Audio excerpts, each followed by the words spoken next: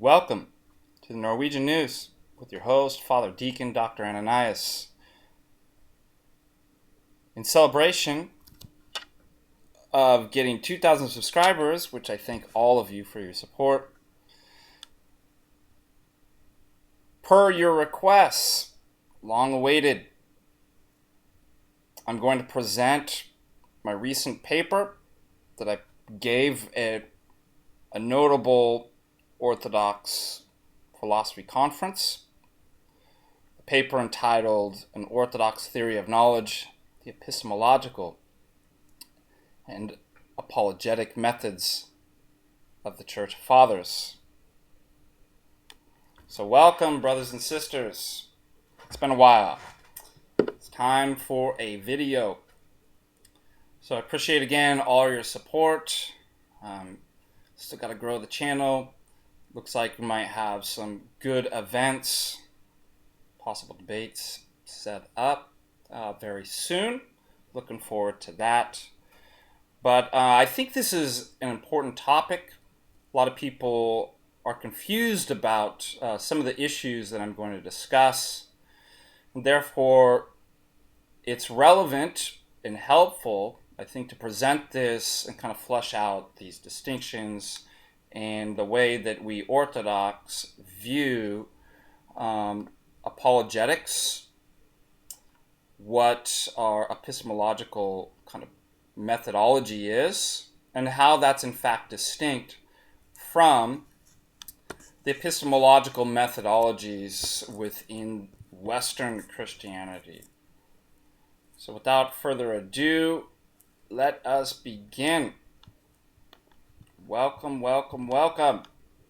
I'd like to actually begin the paper that I presented, as to which I'm going to discuss in today's stream, with a quote from one of my favorite academics and mentor, the late Tristan Engelhardt. In his book, his most recent book, before his repose, was entitled After God. And in this, he has a wonderful quote that kind of captures and sets the stage for what I'm about to actually discuss with you. He states that Christianity did not begin in the arms of philosophy. Christ did not walk through Palestine preaching natural law. The early church was not a philosophical seminar. The apostles did not embrace the bond of fides et ratio, faith and reason. The Christianity of the first half millennium marginalized pagan Greek philosophical faith and reason. This Christianity turned to Jerusalem, not to Athens. Although this church took terms and distinctions from pagan Greek philosophers, it did not ground its theology in their philosophy. So that's an important distinction there that Engelhardt points out. And I start with that because I don't want you to get the idea that, the Orthodox, they're just a bunch of fideists. They say no use in philosophy at all and they reject reason. That's not what's in the Church Fathers. It's not within our practice. The distinction is we may use things that are true within philosophy. But what we don't do is we don't ground our theology within a particular philosophic tradition or project. Now, as I go through, in order to make the distinctions that, what is the Orthodox epistemological methods? What is the apologetic methods of the Eastern Orthodox Church, and how does that differ from Christianity in the West?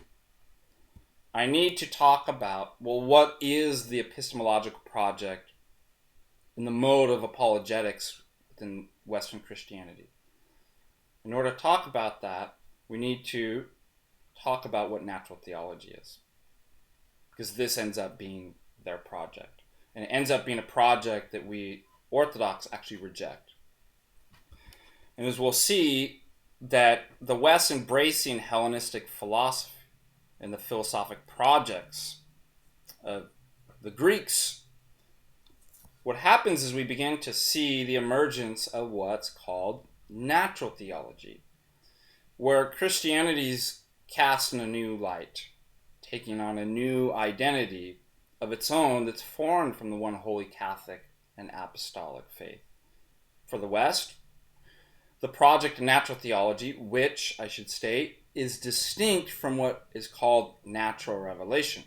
And this will be explicated later. But natural theology developed, and arguably it reached its climax with Thomas Aquinas.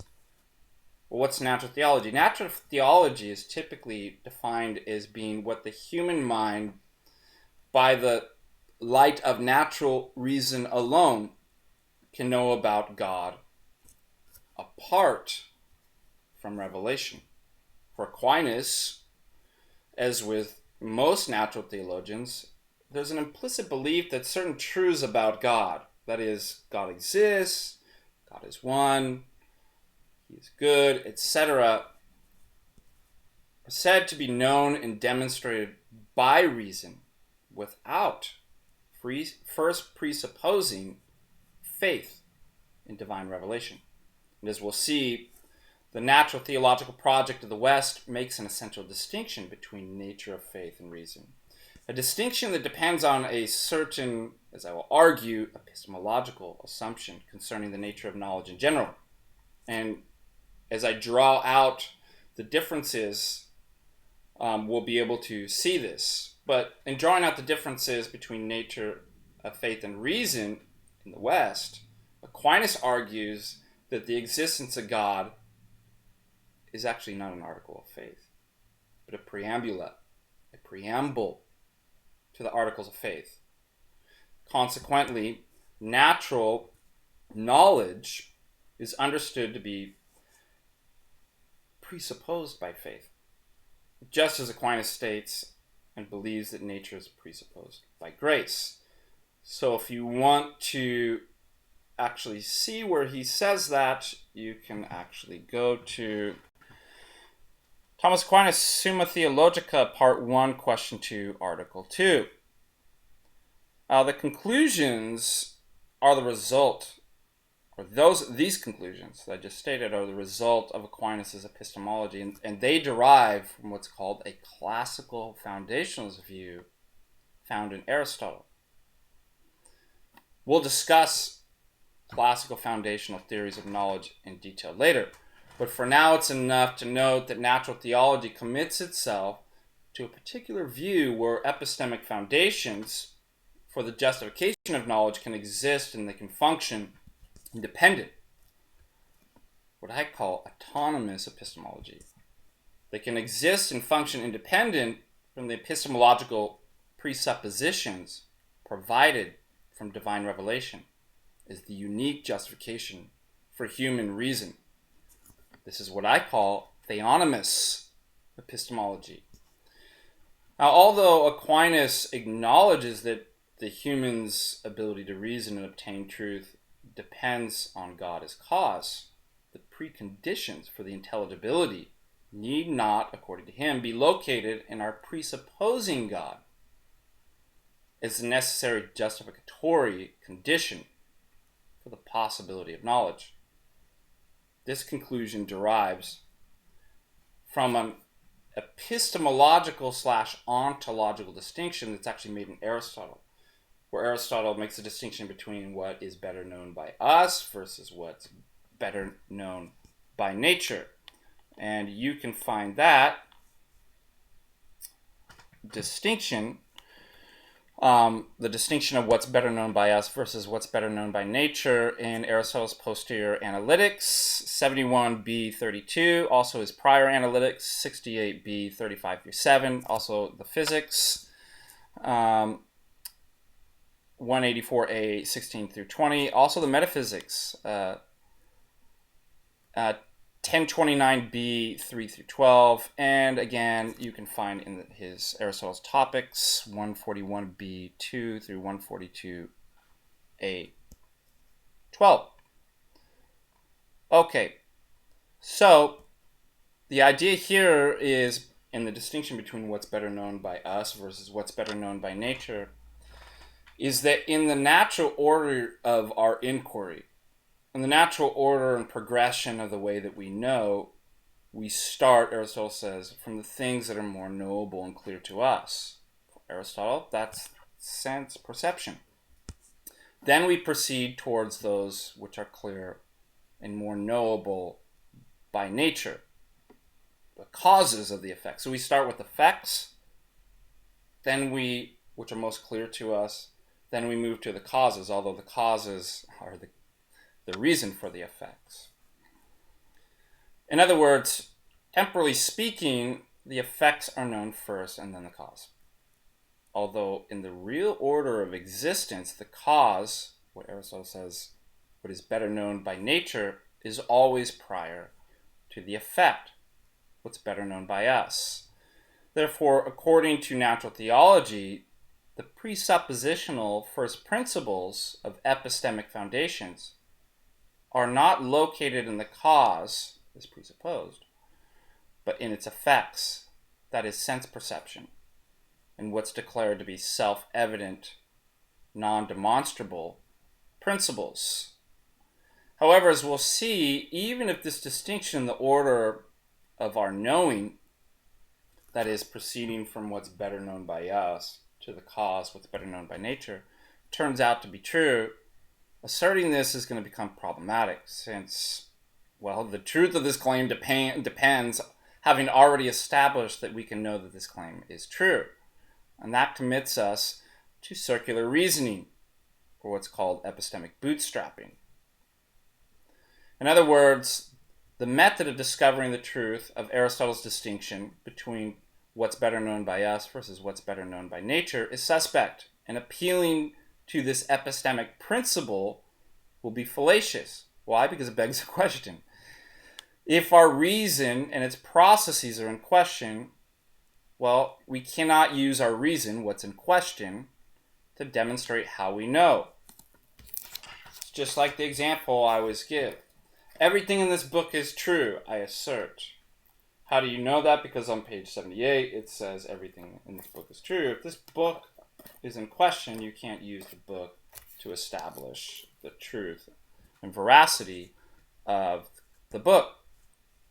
So likewise with our scenario here, therefore natural theology grants a pretended epistemic autonomy to those who do not presuppose their epistemic foundation in divine revelation, which assumes that there is an epistemic, from their part it does, they assume there's an epistemic neutrality, where one can, in theory, we can just reason from sense experience and self-evident principles, just certain conclusions and truths. Well, that hasn't been established. Furthermore, as we pointed out in what I just discussed, and I'll go further into this in later sections, a pretended epistemic autonomy whereby one grounds their epistemic starting points of first principles either in us, man, or in the world, apart from the theonomous epistemology grounded in divine revelation, will always result in question begging and fail to establish a legitimate foundation for knowledge. So natural theology, which really is the modus operandi of the West, is a distinct project, and it differs significantly from the Eastern Orthodox understanding of natural revelation, as I alluded to earlier. And it's distinct in so far as, well, the Orthodox Ordo Theologiae, the order in which we do theology. And again, in the West, a pretended epistemic autonomy is granted to what's called natural reason, which assumes to function properly by the light of the intellect alone. Now, this is made explicit both in Vatican I and John Paul II's encyclical letter, Fides et Ratio, when he declares that natural reason, quote, depends upon sense perception and experience, in which advances by the light of the intellect alone.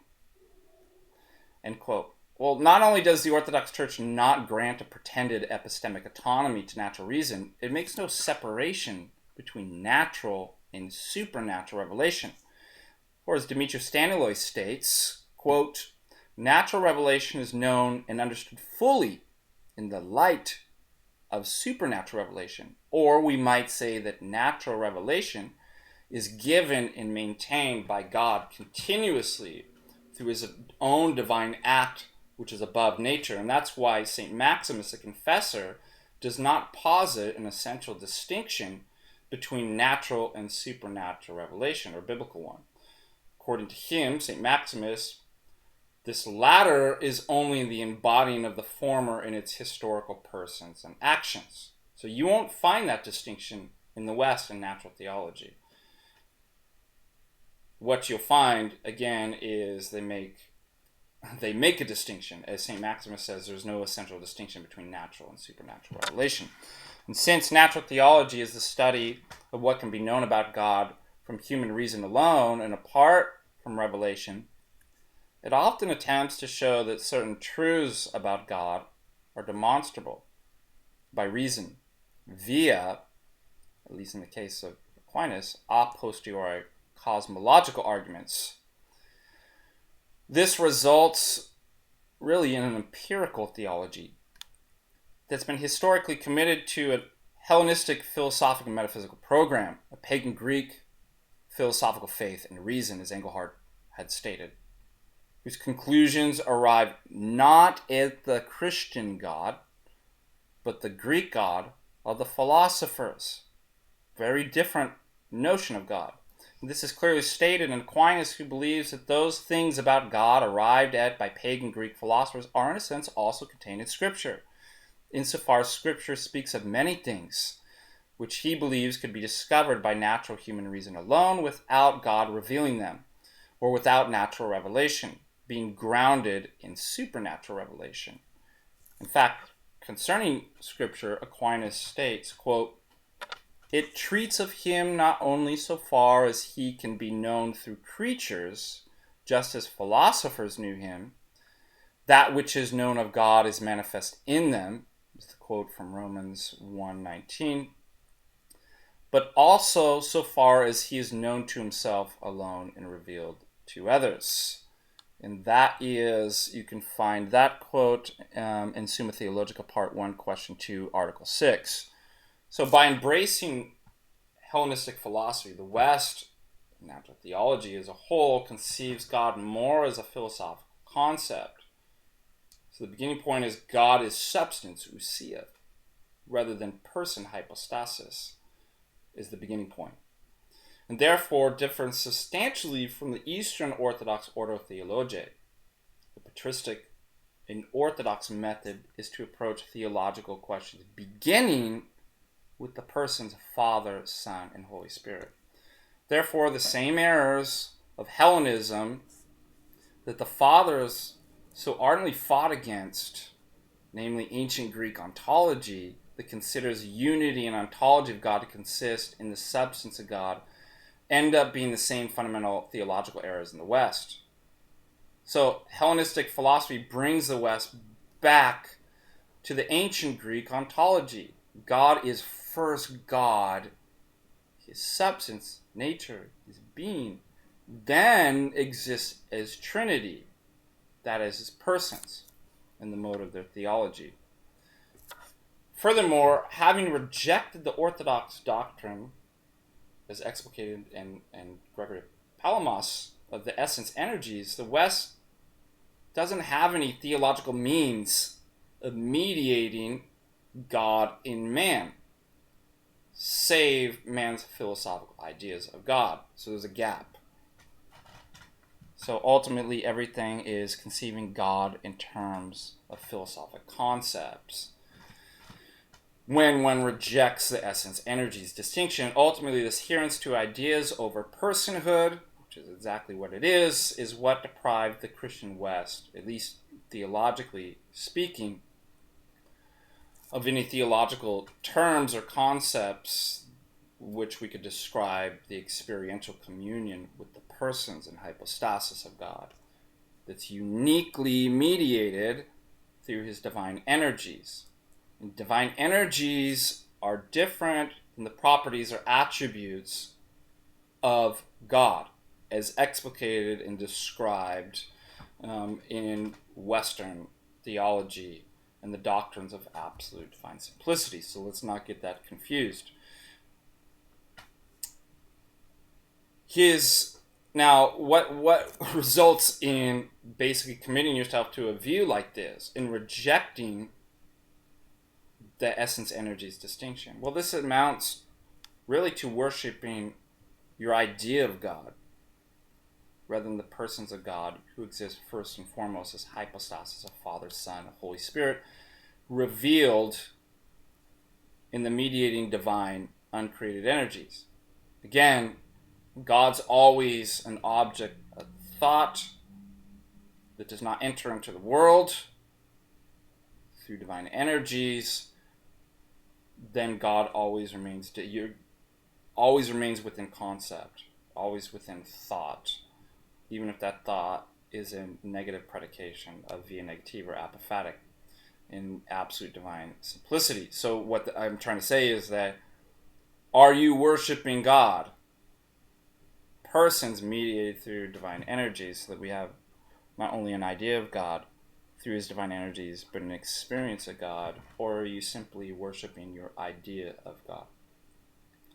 Hence, natural theology, by inverting the patristic method of correct orthotheology, together with embracing the paradigms of Greek metaphysics and philosophy, has inevitably led to a scholasticism and a rationalist theology that results in the worship of a generic idea of God, rather than the real persons and hypostasis, the Holy Trinity through his divine energies. Or it's the West's adherence to the doctrine of absolute divine simplicity, a conclusion derived from natural theology. Also, you'll find this in Aristotle, specifically explicated in Metaphysics, book Lambda. So the conclusion derived from natural theology to consider God as, quote, a purely intellectual substance accessible to reason, possessing all perfections to an eminent degree, containing all ideas of all things, principle of every order and reality. So that is a quote from Lotsky, Orthodox Theology, page 21. However, without a correct orthotheology, whereby one's epistemic principles are assumed within divine revelation of the Holy Trinity, who reveals to us the orthodox doctrine of essence energies distinction, one falls into the error of removing God from the world. For the idea of absolute divine simplicity concludes that God is not directly present in the world via his immanent, uncreated activities, i.e., his energies, leaving one with nothing more than a materialistic world of mechanistic causes presided over by an unknown and causally inert God, a generic deistic God that's conceived of as an idea. Again, a purely intellectual substance, Lotsky says, accessible to reason and not immanent in the world, and encountered through experience. Now, of course, the West is going to say, but we do. The point is, your theology is incoherent and cannot establish how both of these principles could be true. So it's not that Western theologians and natural theologians don't affirm these things, that we experience God, or that he's in the world, but being committed to a Greek Hellenistic philosophic project of classical foundationalism and natural theology, you cannot account for how that's possible. So it's incoherent. Furthermore, if knowledge, as articulated by Aristotle and Aquinas, is always derived from sense experience a posteriori, including our knowledge of God, then it follows that none of these created effects amount to a real knowledge of God himself, since on the Thomistic view, God's essence is never accessed or experienced at all. On this theological paradigm, one only knows a series of created causes. And if all we can ever know of God are his created causes in this life, then it should be expected that the Enlightenment would conclude it makes no sense to believe in God, especially when one's starting point for theology is empirical, as we see in natural theology, and when it's grounded in an autonomous epistemology. Now, of course, the Thomists will argue that we know God's existence through an analogia entis, but this really only further compounds the problem. For how could a posteriori empirical sense experience ever provide evidence for a being that bears no relation to the world of created being? According to Aquinas, God is, in fact, an uncaused, absolutely simple divine essence, which means that he is, as St. John of Damascus puts it, nothing like created being. In other words, there can be no similarity between conditioned being, created, temporal world, and the uncreated, unconditioned, eternal being. Therefore, it's meaningless to even use the phrase analogia entis to call God a first cause within the context of Aquinas' theology. The Thomistic analogia entis has nothing to say about that which is wholly other, and therefore it never bridges the impenetrable gap between absolute divine simplicity, which enters in no way into the world, is not similar to created beings in the world, and so there's an impenetrable gap between that absolute divine simplicity and created being.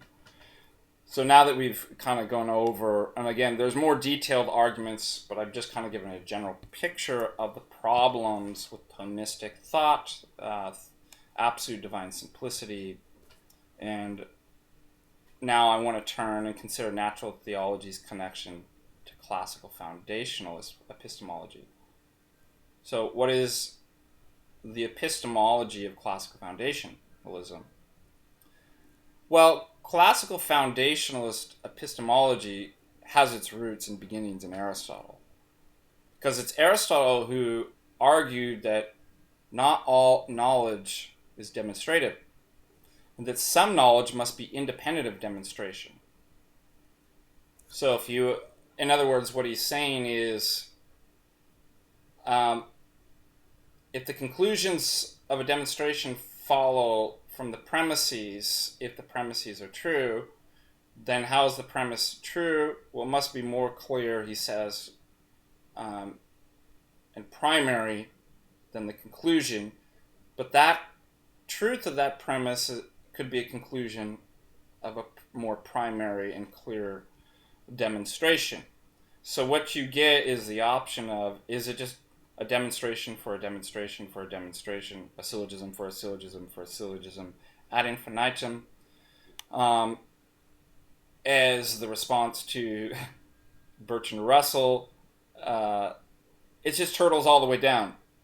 But if it's turtles all the way down, if it's demonstrations all the way down, then there's no way that we can actually have a foundation or know that any of those demonstrations are actually true, because they're dependent on previous demonstrations. So if you never actually get to a foundation, then we don't know. So Aristotle is going to argue it has to rest on a bedrock of epistemic first principles, self-evident truths.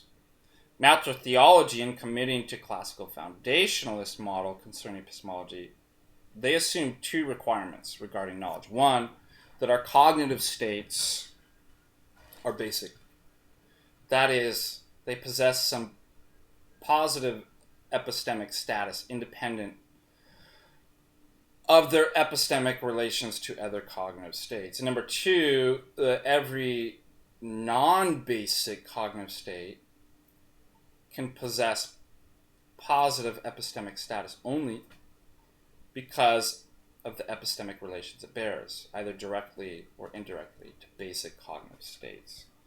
Now, beyond the problem with the West natural theology project found in embracing of the Hellenistic pagan philosophic project with respect to epistemology, a project that inherits a pagan Greek philosophical faith and reason, there are problems with natural theology's commitment to classical foundationalism.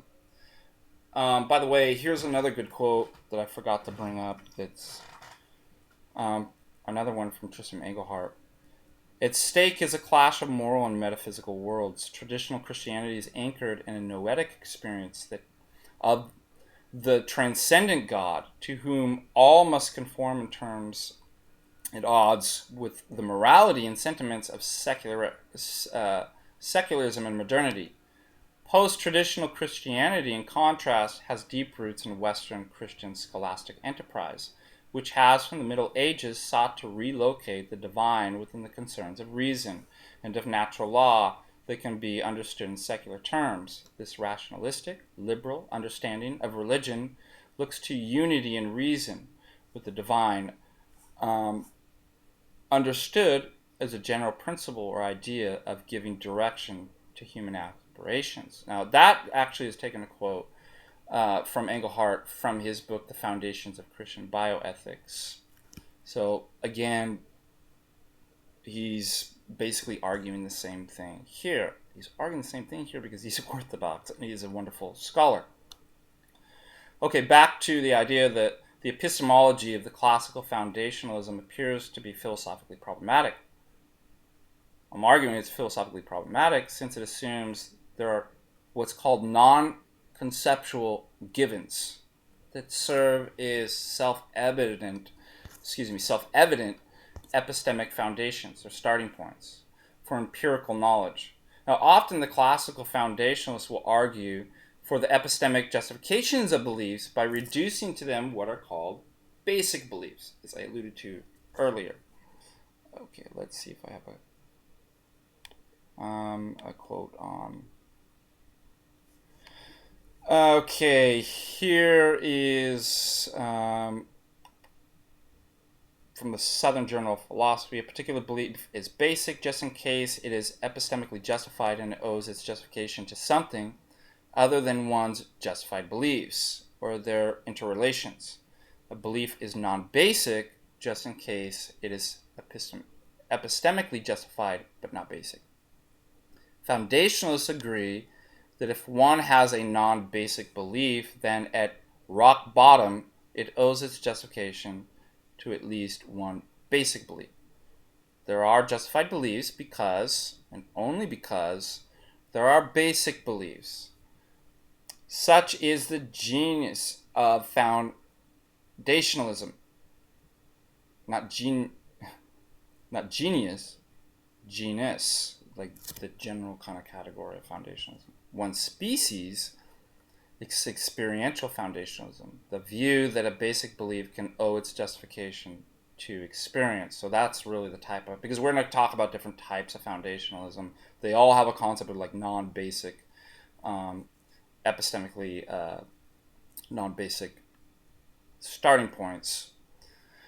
But as far as natural theology and the kind of a posteriorism, we're talking about this latter part here as a species of the general category of foundationalism. That is this author, Daniel Howard Snyder, in his article on an unintelligible ideal, Donald Davidson's case for experiential foundationalism, argues that experiential foundationalism is one species of that. It's a view that a basic belief can owe its justification to experience.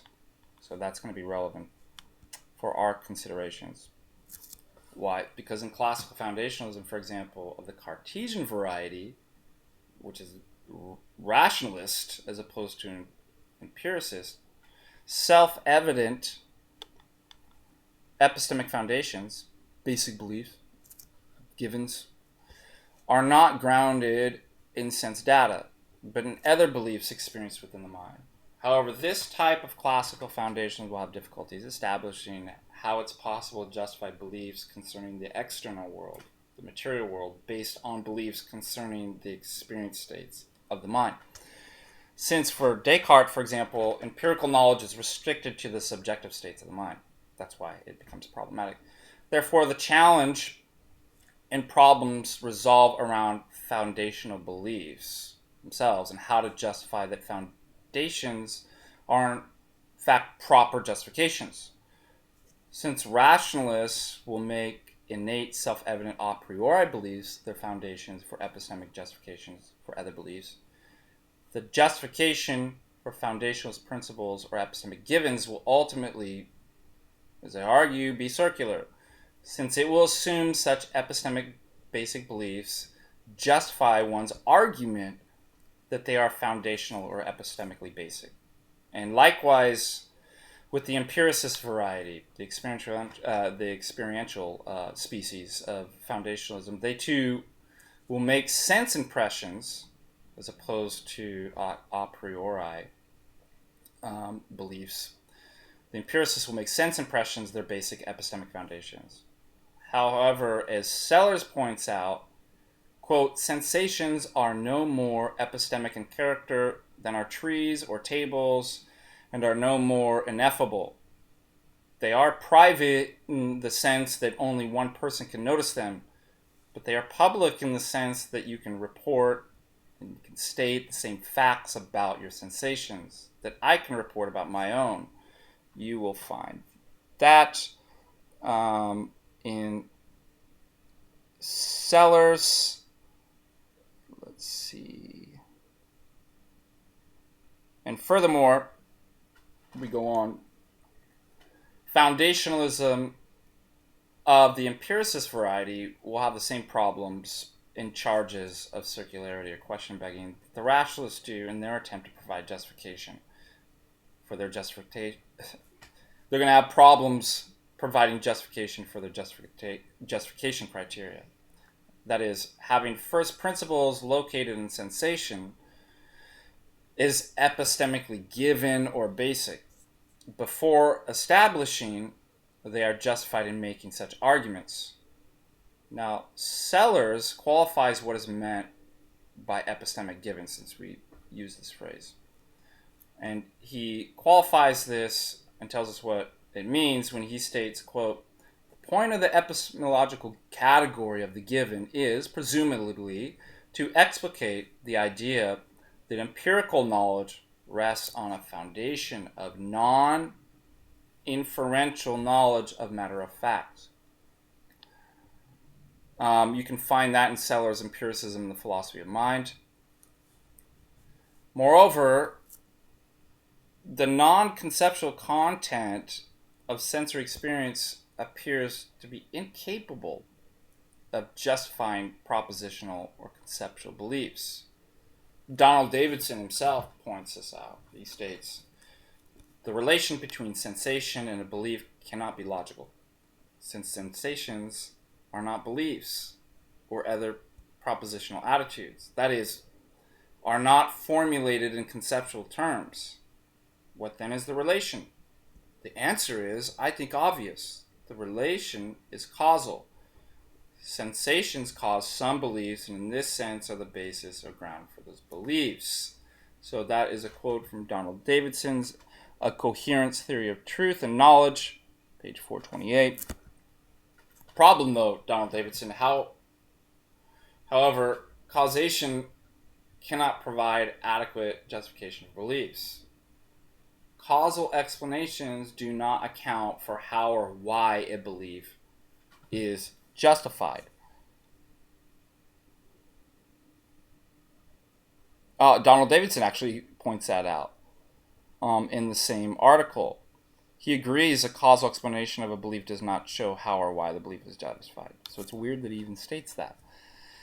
But why isn't it justified? Well, for example, it certainly can be the case that X causes me to believe Y at time T, and it just so happens that Y is true at time T.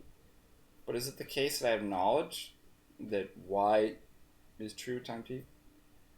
A counterexample suffices to show that that's not enough. Suppose a wicked brain surgeon is operating on me and artificially induces belief Y in me. So with electrodes or whatever. Now, let's suppose in this scenario it actually ends up being false. Well, then I'd have X the brain surgeon causing me to believe Y at time t, which is false.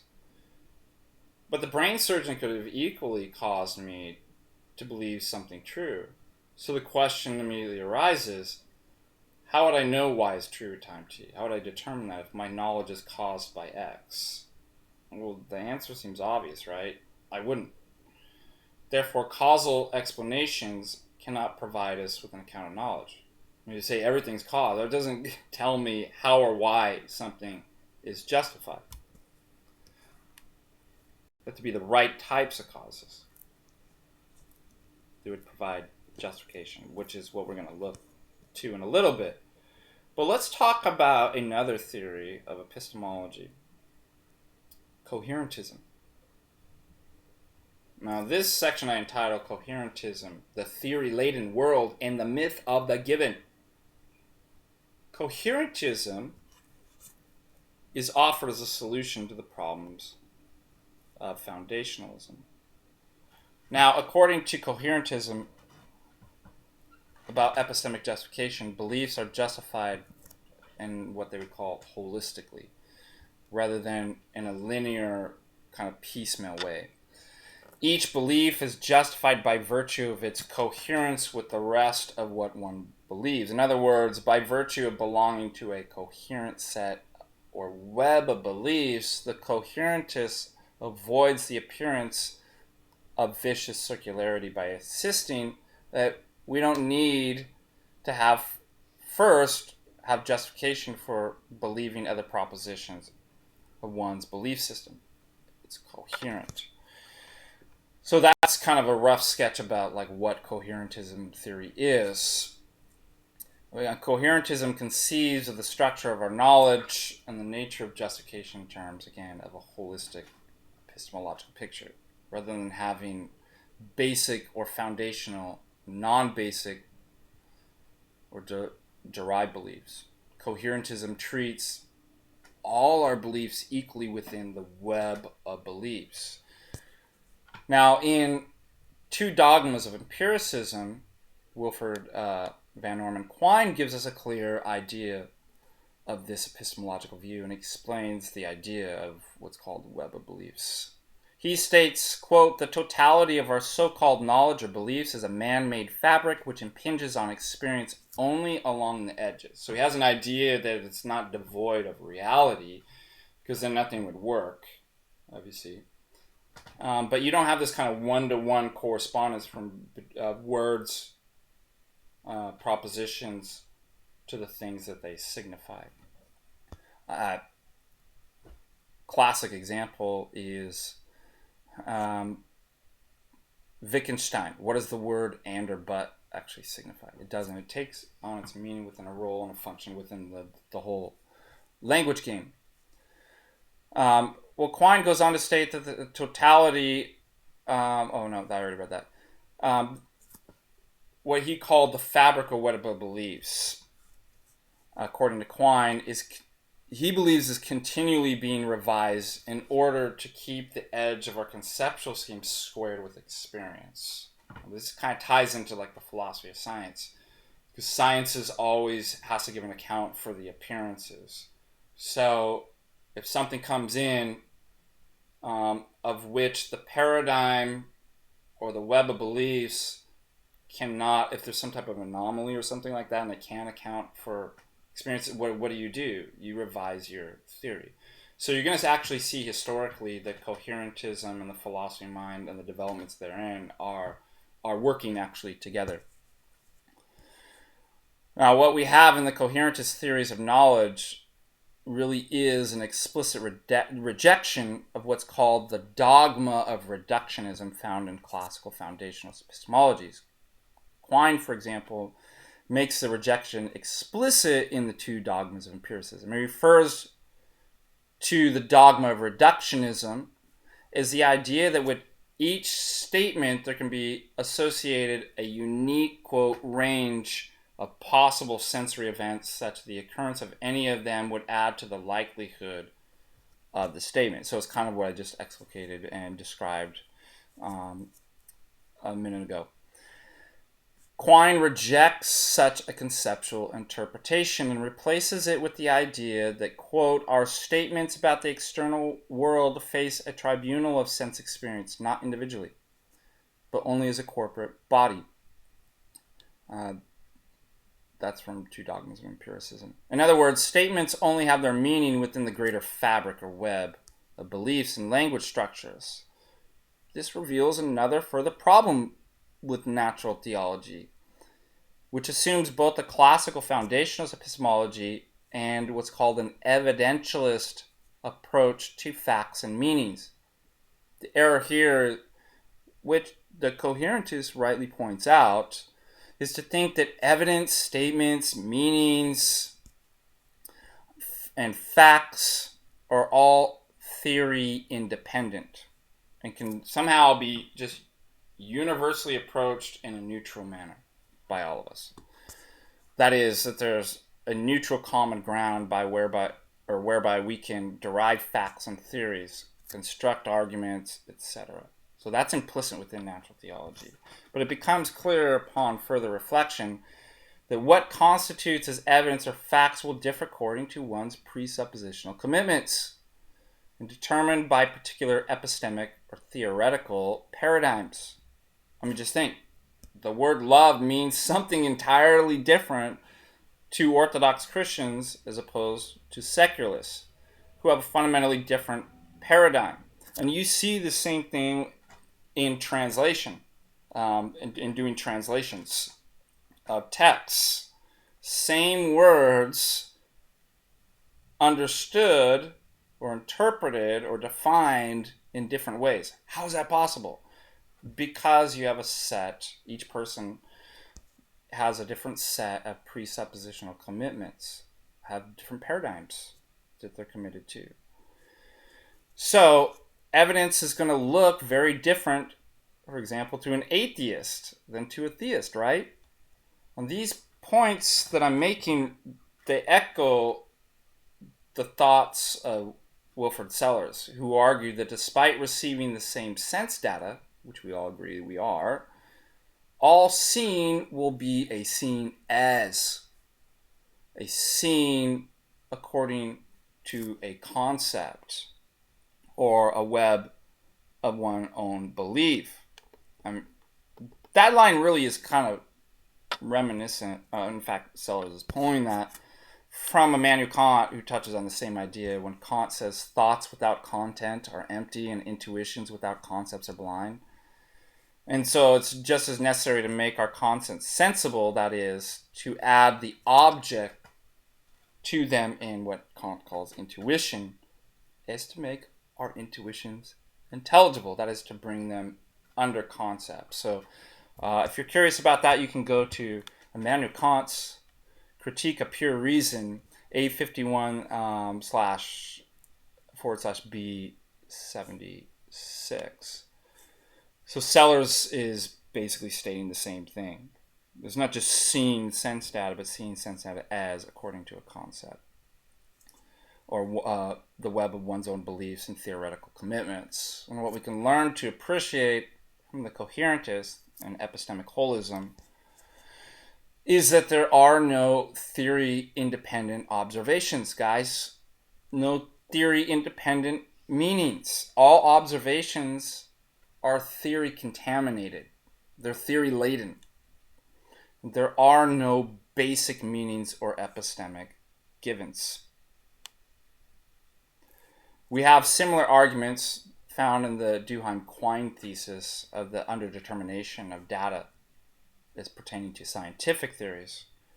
Well, the basic idea of the underdetermination of scientific theory by evidence is that the available evidence given to me at any time will be insufficient for determining what theory or beliefs we should adopt.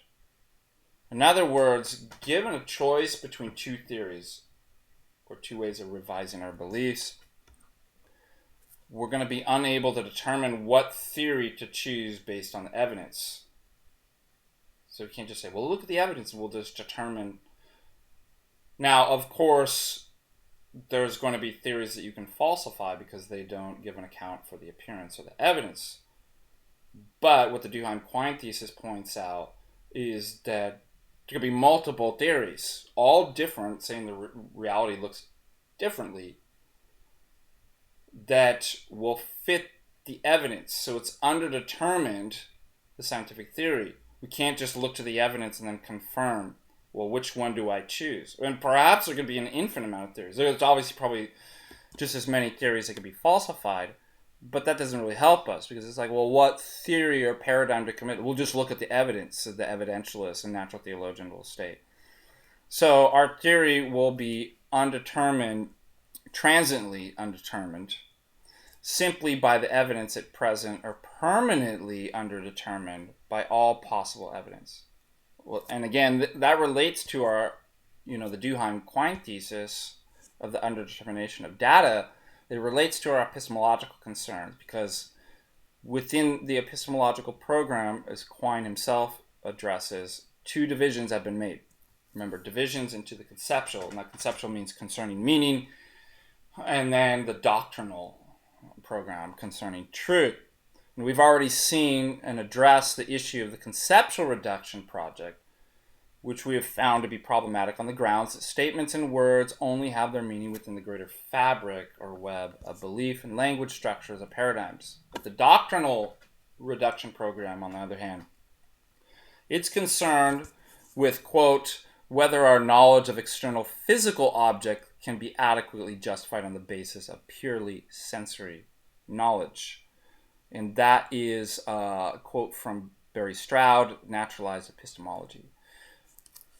This relates specifically to the issue of justification within epistemology. However, as coherentists will argue, it's impossible to validate either science or epistemological theories as true by deducing them from sensory experience. Not only did Hume adequately show this by offering his problem of induction, Sellers provides his own critique of the sense-datum theorist in his Myth of the Given. So, sense-datum theorists. I'm going to appeal to my PhD advisor, James O'Shea. Let's see if I have... Oh, here. Got it.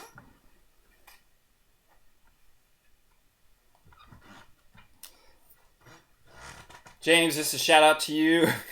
Thank you for all your work. I'm giving you an advertisement for your book, Wilfred Sellers by James O'Shea. So my advisor, a Kantian and Salesian scholar, of whom I'm indebted to for learning much of this.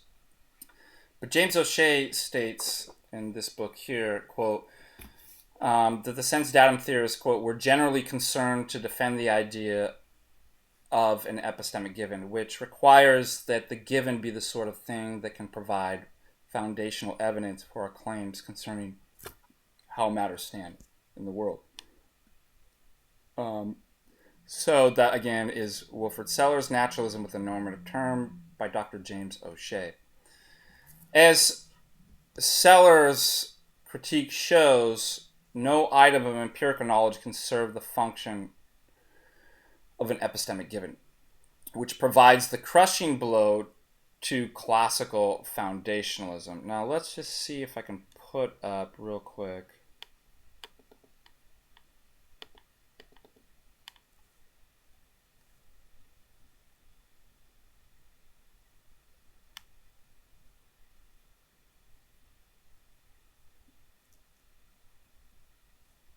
Maybe I could do a screenshot and just kind of give you a breakdown. Let me just copy and paste this. Wilfred Sellers' argument for actually the myth of the given, in case any of you are interested. We can go over kind of the logic of this. Okay.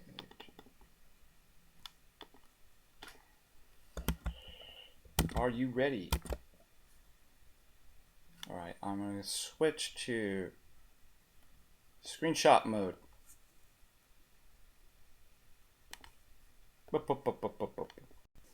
Okay, so here we have from Wilfred Sellars on the myth of the given.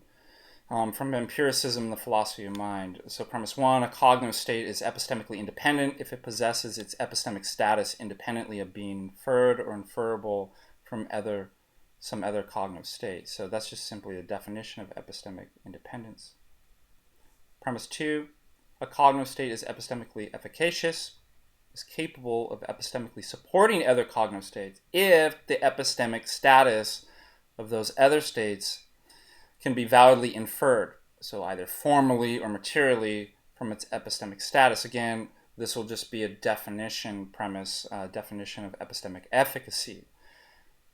Premise 3, the doctrine of the given is that any empirical knowledge that P requires some or is itself basic, that is, epistemically independent.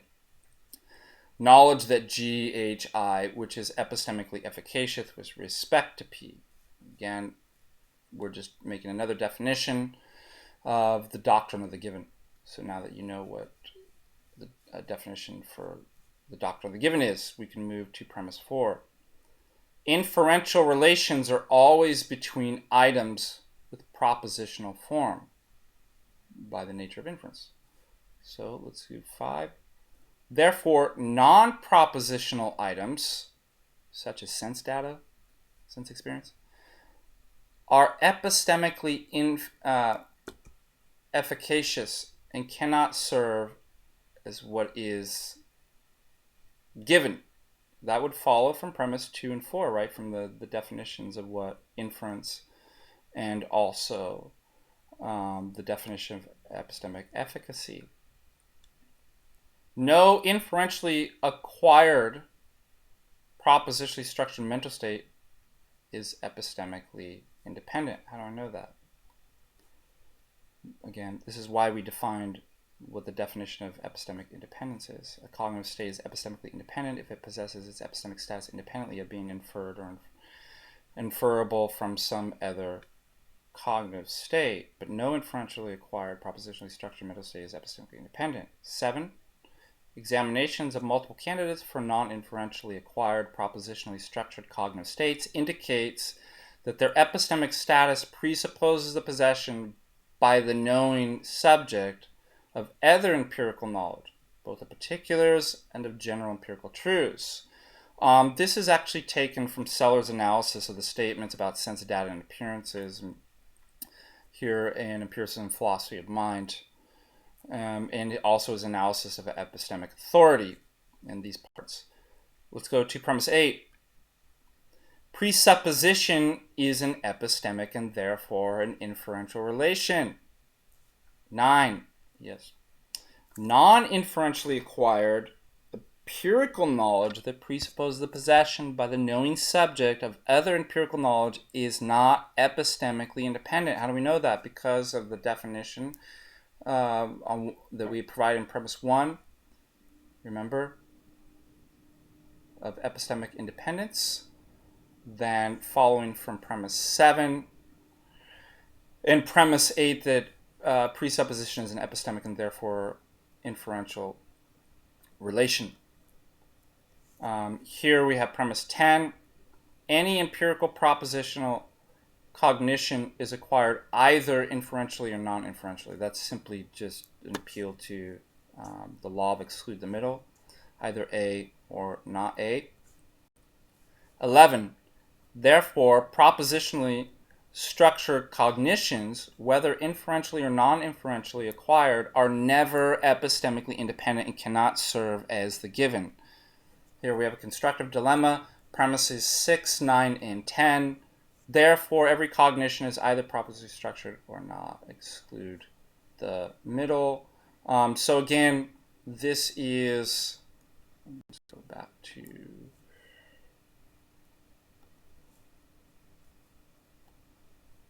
the screen.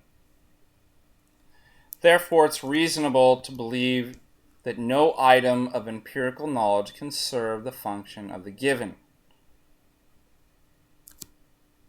the myth of the given, clearly stated by Wilfrid Sellars.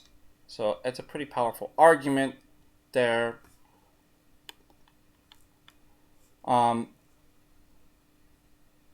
Now, that really is a crushing blow to classical foundationalism, and consequently to natural theology. All right, let me just pause for a minute and say that because people were saying, well, are you a Salesian? Are we Orthodox Salesian? Are we, coherentists? So let me just state, although coherentist theories bear some resemblance to an Eastern Orthodox approach, I'm going to argue that there will nevertheless be fundamental problems with these autonomous epistemological theories as well. So I'm just showing that coherentism and some of these philosophers actually have really good critiques of classical foundationalism that are then applied to natural theology, that we can apply to natural theology. That doesn't mean let's go embrace, Quine's theory of web beliefs and these varieties of coherentist theories. I'm just saying there's some similarities from the coherentist critique in what our theory is of epistemology that bears relation to the coherentist theories of truth and meaning. But they have problems. And they have problems because they're grounded in an autonomous epistemology. For instance, in critiquing classical foundationalism, coherentism doesn't actually escape the real foundational issue and problem at all. It simply merely offers another version of foundationalism that holds all beliefs to be foundational. Furthermore, the coherentists' attempt to skirt the problem of circularity is going to be unsatisfactory. Since if no belief in the web or the language structure of the paradigms is justified to begin with, if you haven't established justification, then why would that make the whole paradigm justified? As Michael DePaul points out, quote, we might say that coherentism seems about as likely as to succeed as a bucket brigade that does not end at a well, but simply moves around in a circle. Really, the problem is one of determining our epistemic criterion for justification before we can determine our criterion for justification, which isn't possible.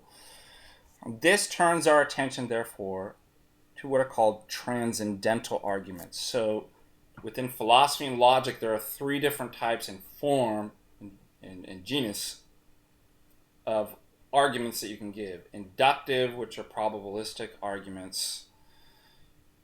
Deductive, which the conclusion is said to follow necessarily from the premises. And then something known as transcendental arguments. And within each of those, a variety of species of inductive arguments, deductive, and transcendental arguments. So let's just talk at this point, well, what's a transcendental argument?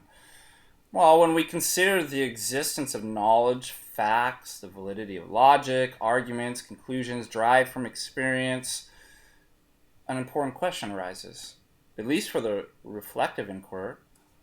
How does one determine that human reason, unaided by any other powers, can actually accomplish what it sets out to do? What it sets out to do, namely, to know reality and what's true. In other words, within the sphere of human reason alone, can we ever determine whether knowledge exists? Now, I should point out that one might be tempted to respond that, well, there's no counterexample that can be imagined. For example, of course, logic is justified and valid and universal, right? Because I'd have to use logic to deny it. So the universality of logic is undeniable. But what if somebody says the mere fact that we're psychologically so disposed that we can't think of a world in other than logical categories, how does that justify us in concluding that actually there's a world is bound by those categories, and then be justified in that? We should think, really, why should I believe that our psychological limitations are descriptive of the entire universe? A psychological inability to modify the way that we think about the universality of logic does not prove that it's in fact universal or valid. It merely means we can't modify the way we think about it.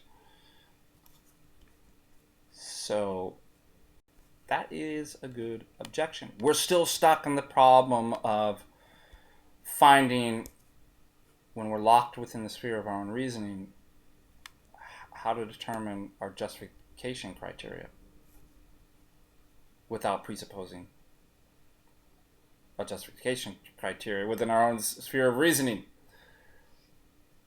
which is circular. Well, since, look, everybody presupposes something.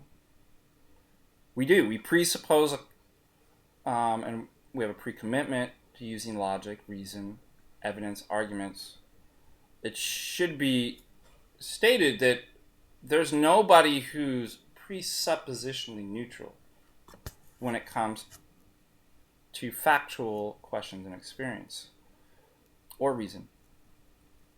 Consequently, the use of reason, the use of logic, evidence, arguments, etc., is not going to be something that's proven by experience or reason. Why? Well, it's logic and arguments by which one proceeds to prove everything else. And what we find here is a nice quote from Clement of Alexandria. If anyone should suggest that scientific knowledge is provable by help of reason, he must realize that the first principles are not to be proved. By faith alone is it possible to arrive at the first principles of the universe. So we're actually going to see what that means in a little bit, but there's a kind of clue for you of a possible solution. So, to state again, the use of reason, logic, evidence, arguments is not something proven by experience or reason. It's that by which one proceeds to prove everything else. And what we find in such an analysis is that rather than proving facts, like I said, one inevitably begs a question. Two questions immediately arise when we think about this. One, well, what are the necessary preconditions of intelligibility? Science, logic, experience, morality that we must presuppose or take on faith, as Clement says, to ground and justify the use of reason, logic, evidence, arguments, etc. And number two, well, can human reason, when it's isolated within its own sphere of reason, ever even determine whether its processes are legitimate, such that we can know anything at all without falling into a vicious circularity of epistemic bootstrapping? I mean, just think about,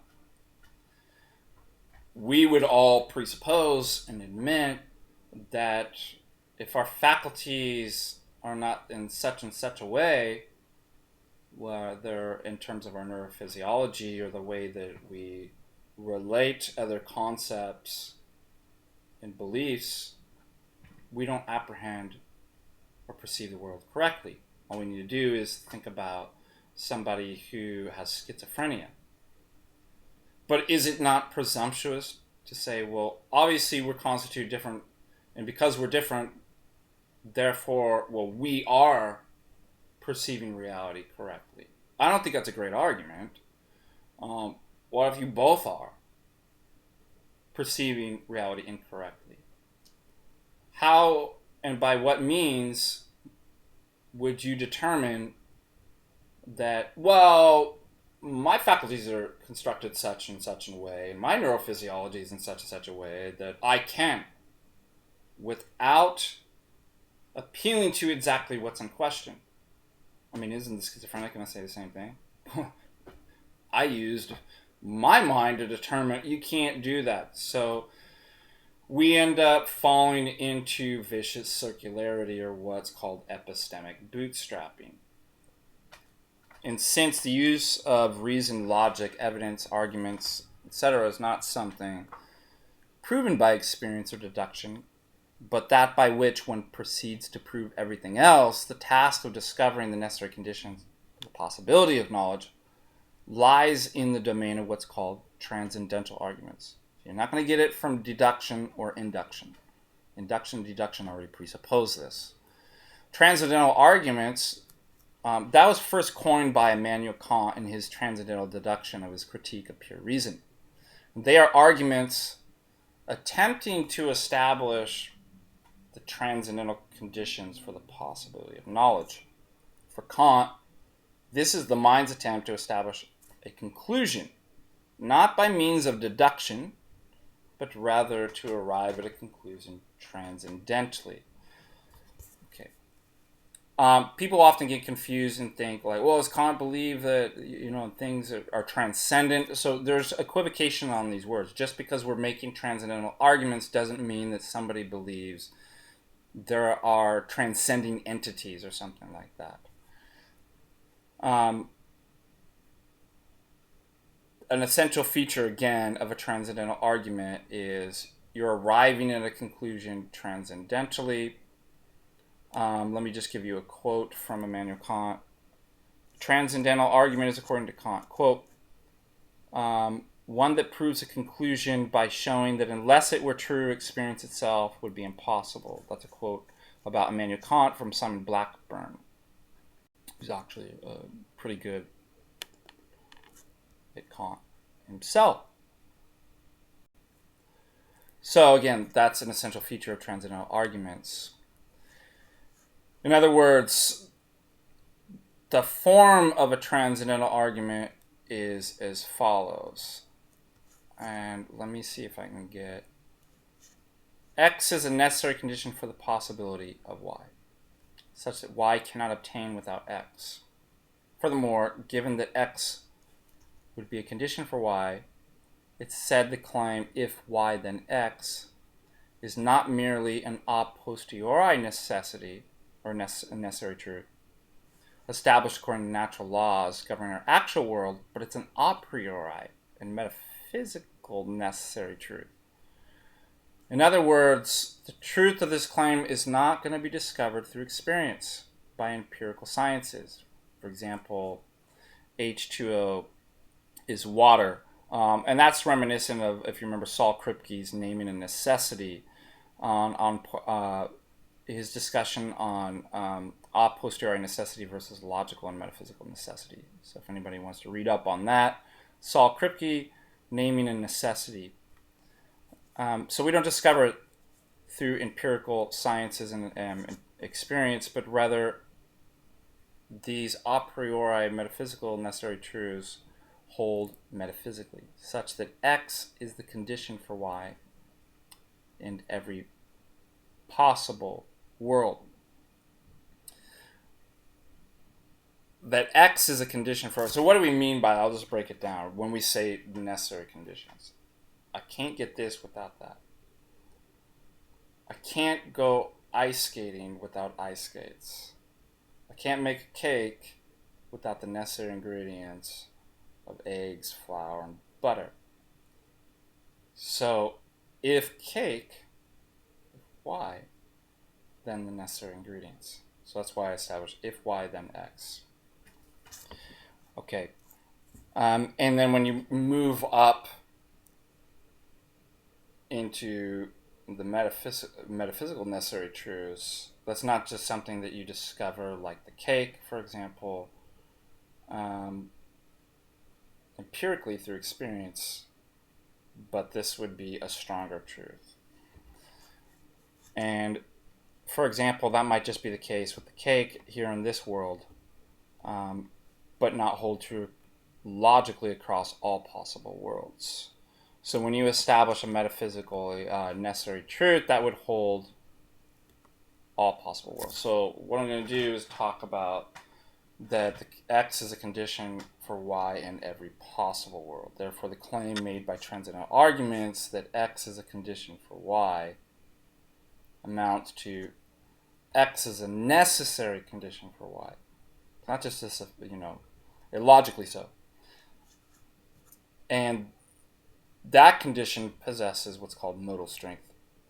Within transcendental arguments, not only is X a necessary condition for human reason or thought, it's a necessary condition or even the possibility of human reason.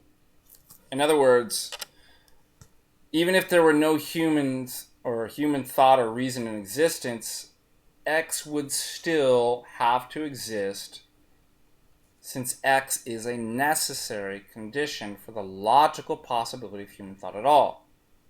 So let me go into construct this into a modal argument using what's called S5, modal logic.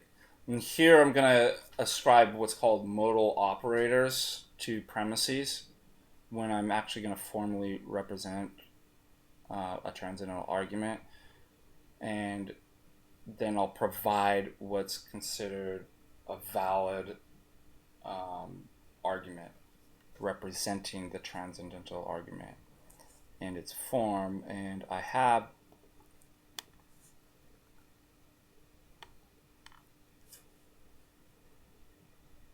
okay, you see that?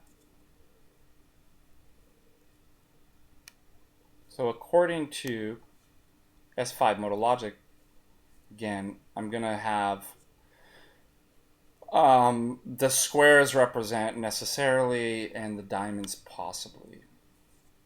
So premise 1, possibly Y.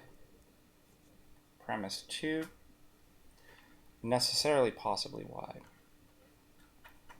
Okay, that's what in S5 logic would be obviously when I couple premise 1 with in S5 logic is known as axiom 5.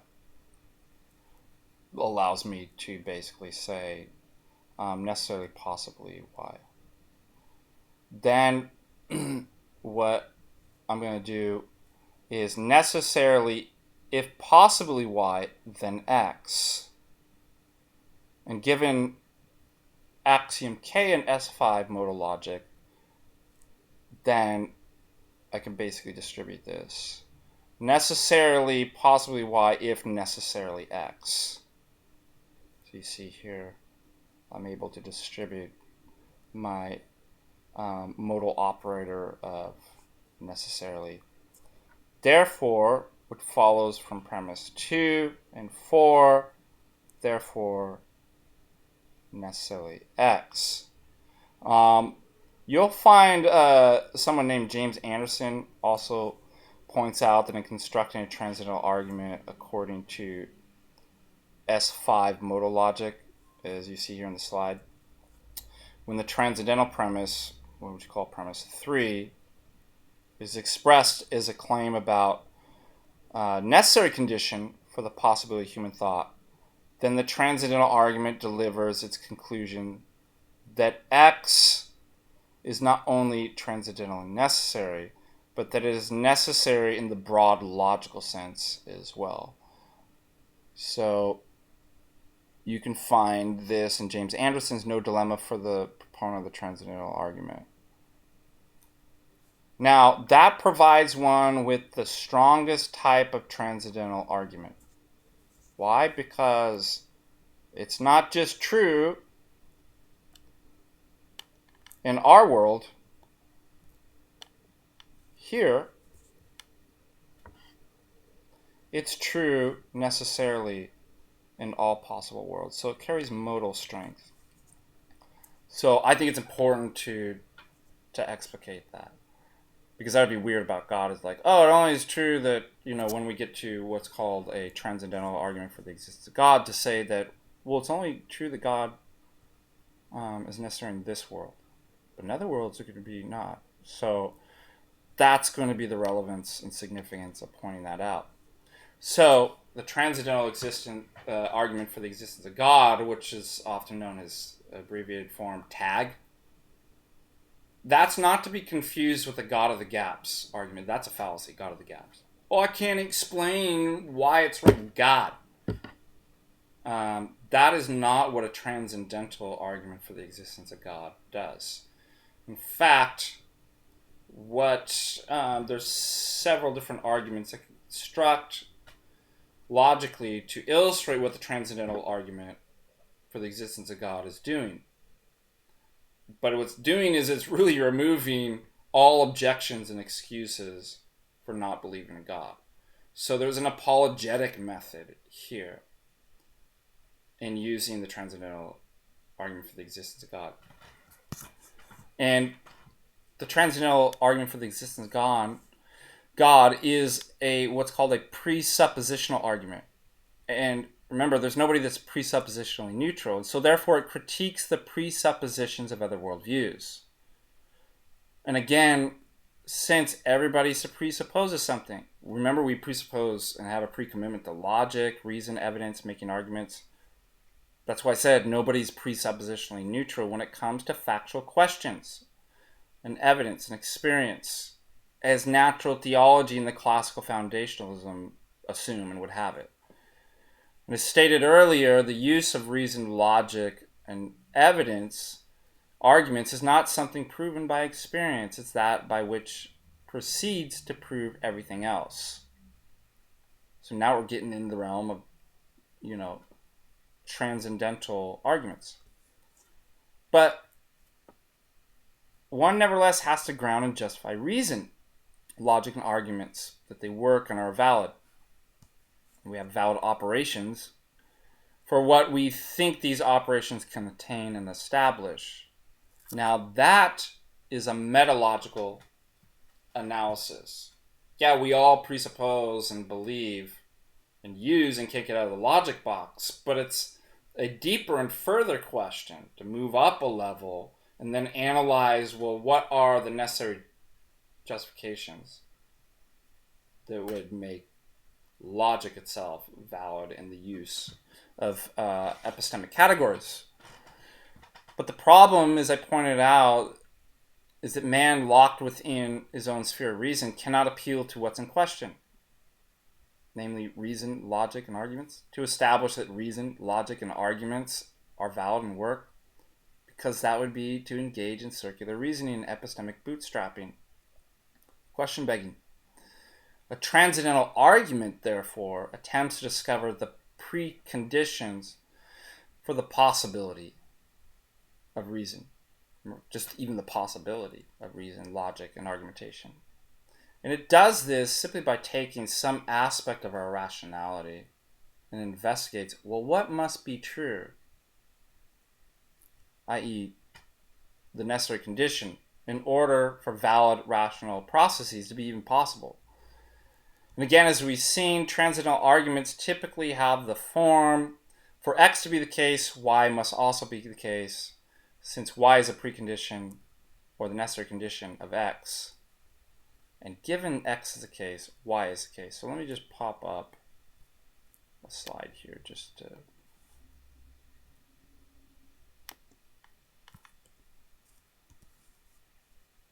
There's a modus ponens. If Y, then X. Y, therefore X. So, if logic, the rational processes, demonstrations, etc., then some necessary condition X. But logic, we all assume this, presuppose, right, this premise, the validity of logic, reason, and therefore necessary condition X. That's just a simple way to frame that in what's called a modus ponens argument.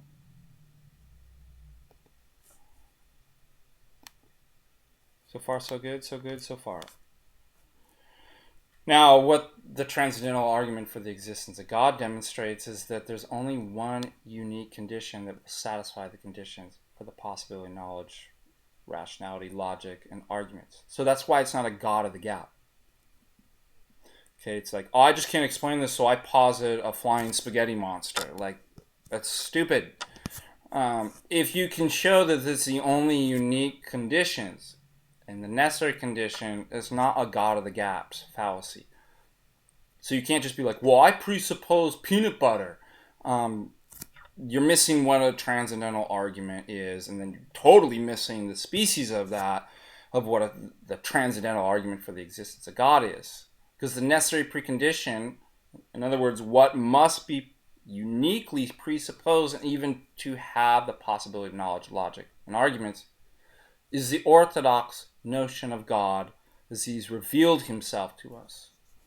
Revelation, therefore, and faith in that revelation is required since we're unable to get out of the epistemic quagmire of circularity. In other words, the transcendental argument for the existence of God is really an argument from the impossibility of the contrary. Now, the contrary of Orthodox Christianity is any view that denies the Orthodox Christian view of God is shown to be impossible.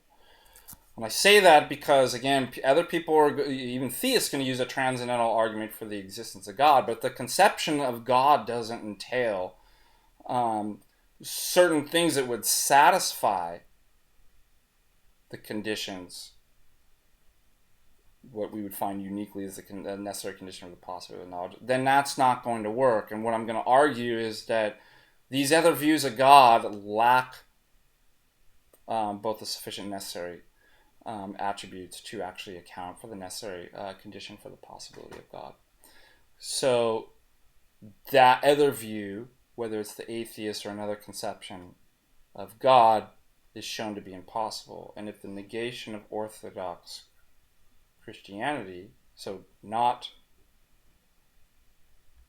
if the notion of negation of Orthodox Christianity is false, then by impossibility of the contrary, orthodoxy is proven true. That is the structure of the argument, really, that I'm talking about is what's called a disjunctive syllogism. Either A or not A. Okay, not A, therefore A. Consequently, if the transcendental argument for the existence of God establishes that Orthodox Christianity is the necessary conceptual precondition for rationality, logic, and argumentation, then it follows that we must hold or presuppose through faith the Orthodox Christian worldview. And remember, everybody had all of people's knowledge is based on faith, right? It's like, well, but faith in what? What is actually going to satisfy it as being the necessary conditions for the possibility of knowledge is what's in question. So I'm going to argue that we must hold or presuppose the Orthodox Christian worldview as has been revealed to us in order for actually any of us to be rational. Furthermore, if someone refuses to accept the Orthodox Christian worldview of God's existence, then they have no foundation for rationality.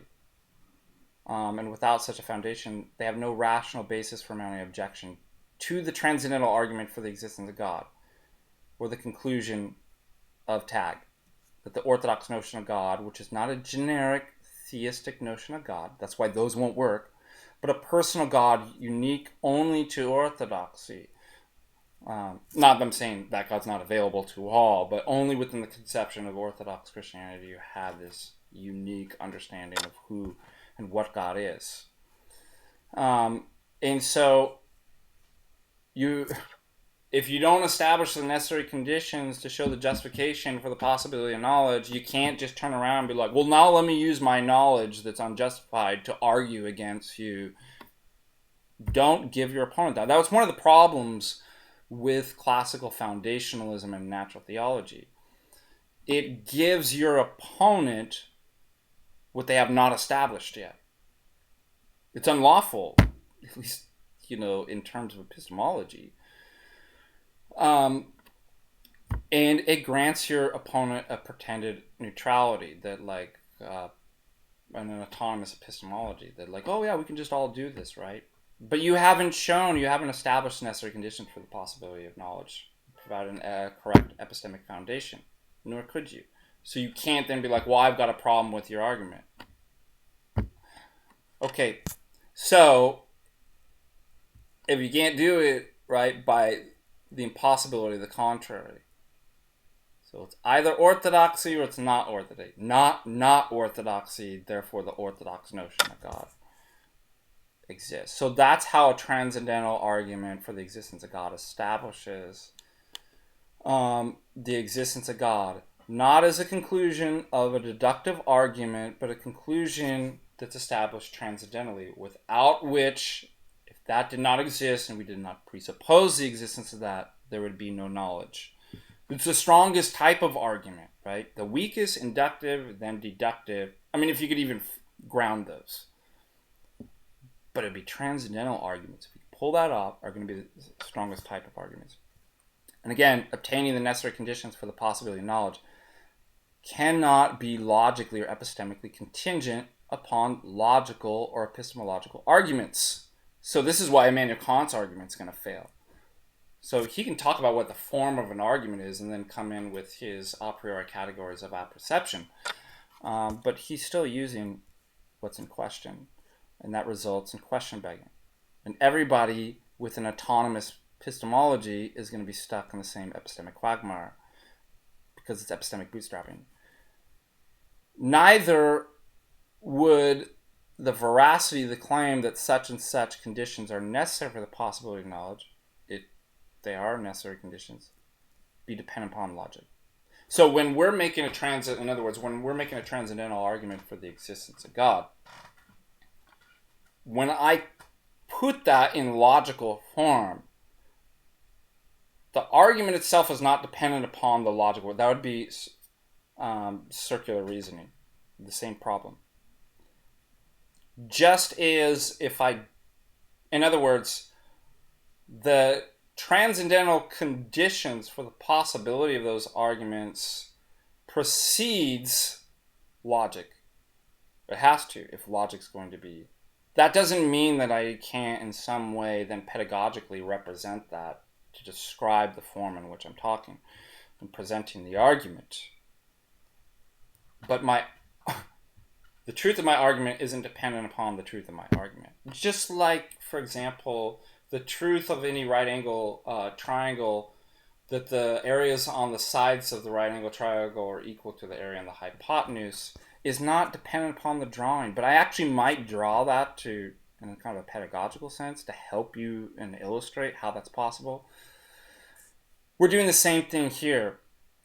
So, in other words, we're doing a metalogical analysis here and then isolating what the unique necessary conditions for the possibility of knowledge would be in order to provide justification for our knowledge, which must be both metaphysically and, again, epistemically prior to the epistemology and arguments that I'm delivering to you. Okay, so one's in order of time. Temporally, I'm speaking this way, right? But prior are the conditions, both prior metaphysically and epistemically, in order for me to even do that. So, in other words, me providing the logical forms of the modus ponens, and also when I provided the S5 modal logic, that doesn't prevent me. So that what makes those true, right, we isolated, is not the argument that I'm presenting. So that doesn't prevent me from recursively or kind of retroactively formulating, once I've obtained the necessary conditions by presupposing and taking on faith, the only valid justifications for the possibility of knowledge.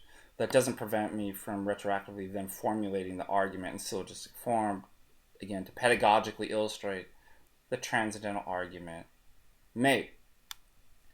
If one acknowledges that the truth of the conclusion of the argument is not dependent on the argument itself, but what is prior to the argument. So now that I've got it, I can actually make the argument. And if you don't get the unique necessary conditions of it, you can't make an argument. You're just putting symbols together and stuff like that. And just saying, well, I'm just psychologically predisposed to not be able to get out of these categories. But that's not proper justification. Therefore, let's go to the slide. Let me represent it now that remember that was our modal. And I'm going to use that. Back there. This was a form. It's not a transcendental argument for the existence of God. This is a transcendental argument in the form of an S5 modal logic syllogism here.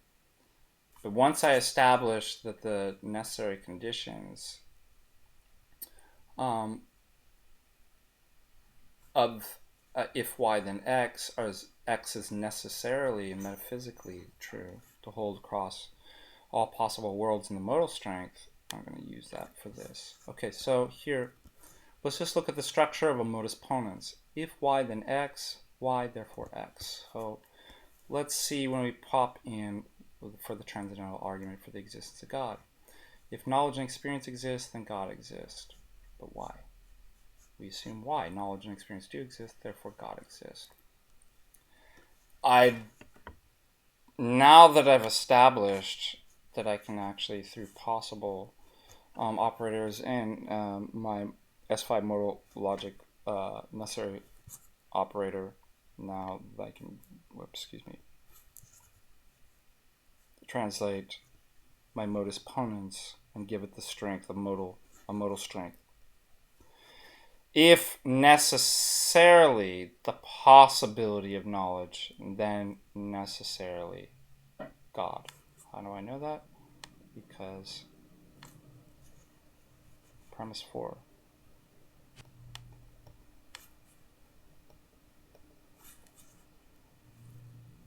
Necessarily the possibility of knowledge. Premise 2. Therefore, necessarily God exists. Okay, so let's couple this with another argument, because I had mentioned the disjunctive. Because you're going to want to, yeah, okay, in form that seems valid and sound. But how do I know that's the unique condition for the possibility of y, possibility of knowledge? Well, then you need to form a disjunctive argument. Either God is the necessary condition. So here's the disjunctive. Either A or not A. Not A. So therefore A. So as far as the transcendental argument goes, you couple it with the second disjunctive syllogism to illustrate what we're doing here. Either God is a necessary condition or God is not a necessary condition.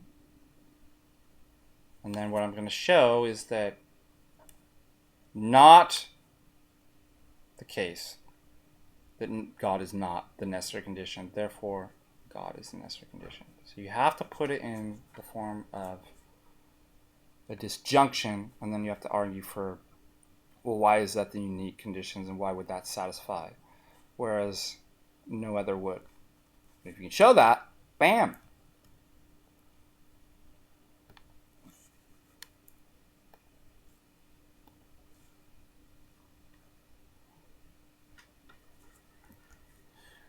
Now, that doesn't mean you have to exhaust every possible worldview, because there's only so many options that every worldview can actually explore. So underlying is kind of the same structure, right? And you just kind of get different icing on. So if you can just simply isolate, well, that's not going to, look, they all boil down to a kind of common denominator as far as a paradigm structure and belief and commitments that is unable to account or satisfy the conditions for the possibility of knowledge. That means you don't have an infinite amount of theories that you have to go through. Okay? That's how you can actually make the disjunction. The disjunction that I'm making is either they boil down to a theonomous epistemology in which your preconditions are established and presupposed in the divine revelation of God in order to have possibility of knowledge, or you have an autonomous epistemology. So do you see, autonomous epistemology undergirds all other paradigms. I don't have to go through all the other insignificant details about somebody's religion, worldview, or philosophy, because they're all going to be an autonomous epistemology. Autonomous epistemology cannot account for the possibility of knowledge, or therefore theonomous epistemology. Now, if anything, what the history of philosophy and epistemology should teach us is that man located within his own sphere of reason committed to an autonomous epistemology apart from theistic revelation, like I said, cannot justify the existence of knowledge or establish whether his rational processes are legitimate. Tragically, man, in his pretended autonomy and rebellion against God, is incapable of knowing both the nature of himself, logic, think about universals, how all those, what they are, how they could relate. In short, one in a pretended autonomy can't establish a coherent theory of knowledge. If you can't establish a coherent theory of knowledge, that means no beliefs, as I pointed out earlier, can be justified. No beliefs can be justified, then no beliefs attain the level of knowledge, and man is not in a position to know. I'd like to turn to a wonderful quote from St. Johnston Popovich. He states, "There's an unbridgeable gulf between man and truth. Man's on one side of this gulf and can find no way of getting to the other, where transcendent truth is to be found." That is from his famous theory of knowledge of St. Isaac the Syrian. Now, reason unaided or helped in some way obviously is incapable of determining whether its processes are legitimate and whether it can know anything at all. I mean, what are we going to do? Take a vote? Like, well, we're not like the schizophrenic, so our faculties must be correctly. Terrible argument, and also would be question begging. So, human reason requires the help of the divine. Supernatural assistance by grace through man's faith. And it's this faith that allows the participant to receive knowledge as a gift from God. And that knowledge established transcendentally, and what by taking in faith it will then deliver to you as far as knowledge will surpass the limits of philosophy, human reason. But it's also not antithetical. It's going to ground and justify the existence of knowledge, arrived at the means of the human intellect. That's why I said Orthodox are not fideists. We have a principle that actually can ground true philosophy, true gnosis, and not imaginary, speculative philosophy that is ungrounded and incapable of providing anything true. So, Justin Popovich goes on to explain, quote, "The power of truth from the other side responds to the powerless man on this side. Transcendent truth crosses the goal, arrives on our side of it, and reveals himself in the person of Christ, the God-man. In him, transcendent truth becomes immanent in man. The God-man reveals the truth in and through himself. He reveals it not through thought or human reason, like the natural theologians and Thomists think, but by a life that is his." Divine energies, anybody? "He not only has the truth, he himself is the truth. In him being and truth are one. Therefore he, in his person, not his ousia, in his person, not only defines truth, but he shows the way to it.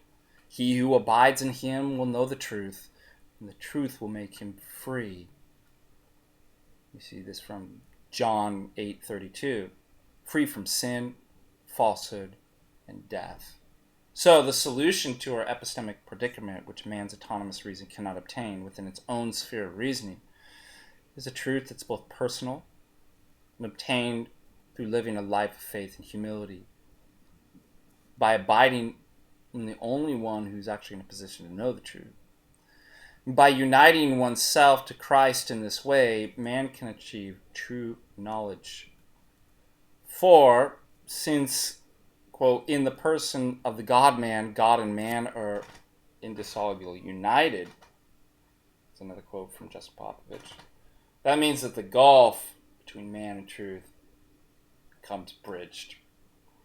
It's through the theanthropos, the God-man, that our intellects are renewed, purified, and sanctified, deepened, divinized, and made capable of grasping the truths of a life, as St. Justin Popovich says, in the light of the God-made man. In the God-man, absolute truth has its entirety been given in a real and personal way. End quote. This is why contra Aquinas, the Greeks, philosophers, and natural theologians, ousia, as St. Basil says, cannot exist apart from personhood, cannot exist in a naked state. It's not an idea. God's not within the realm of concepts to be obtained, but within a person. God's divine nature always is inhypostatized and always in the mode and tropos of the Holy Trinity. The Father, the monarchia, who eternally begotten begets the Son, sends the Son to become the theanthropos, to bridge this. Christ, the light of men who enlightens the world, becomes the solution, and always in a personal way. And it's only the divine energies, as explicated by Gregory Palamas and the Palamites, accepted as divine revelation received from the Holy Trinity, accepted by the Orthodox Church, that is going to coherently even explain this, how this is possible, and how personhood is possible. So this solution to our epistemic predicament, which man's autonomous reason, as I showed, cannot obtain within its own sphere of reasoning, is a truth that's both personal, and it's obtained through living a life in humility, by, again, abiding by one who's only in a position to know. So therefore, the only condition that will satisfy for the possibility of knowledge and bridge the gulf between man and truth is the unique idea of God coherently articulated within the theology of the Eastern Orthodox Church, who has preserved the correct doctrine of God, who received this in divine revelation. Remember the Psalms, Psalm 117:27. God is the Lord who has revealed himself to us. Blessed is he that comes in the name of the Lord. It doesn't say God is the Lord who has revealed himself in a posteriori empirical cosmological arguments through Thomas Aquinas, whose epistemic principles via Aristotle are founded and presupposed in the world sensation.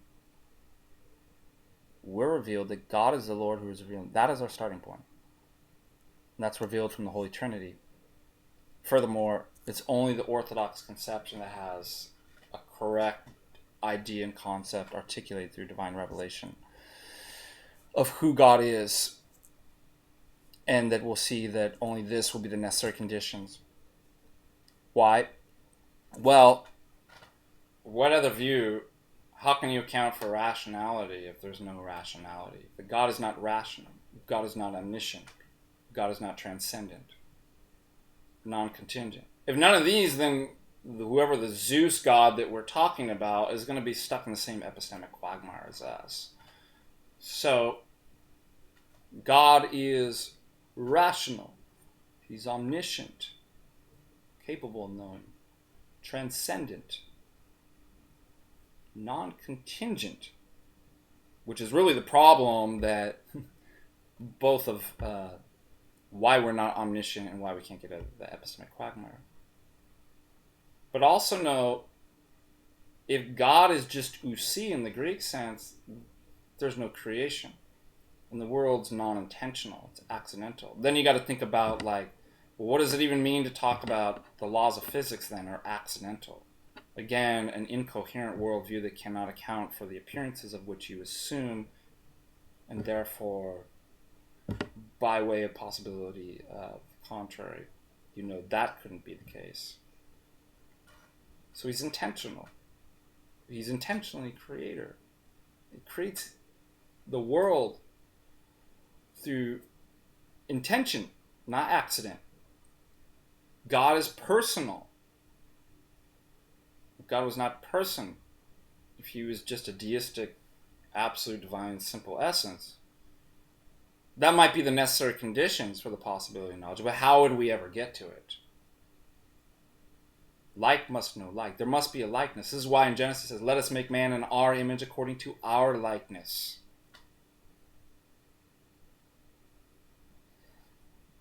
So God is, part of our likeness is that no man is an island. Part of our nature is to be communal. Evidence of this is your own biology, right? You produce family.